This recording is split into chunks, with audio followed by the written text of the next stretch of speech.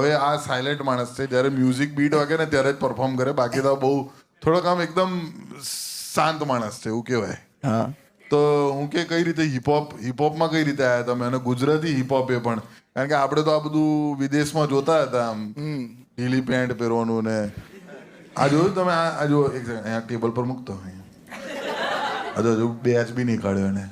પેલા તો બઝર ના વાગ્યું રૂમમાંથી લઈને નીકળ્યો ત્યારે. હે મારે તો વાગે છે. કાલે જ લીધેલા છે ભાઈ, કાલે જ લીધેલા. વાહ સરસ. કેટલા પડ્યા? હે કેટલા? 15,000માં. હવે આની પછાડી બી એક સ્ટોરી છે. શું સ્ટોરી? શું સ્ટોરી બોલ ને. કાલે હતો ડિવાઇન નો શો. અચ્છા. હા તો અમે બધા જવાના હતા.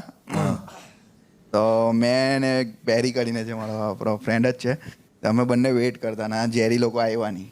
હા. તો નવરા શું કરીએ, તો જોર્ડન લઈ લીધા. અમે મેક્સિમમ મસાલા પૂરી કે સેવ પૂરી એવું છે.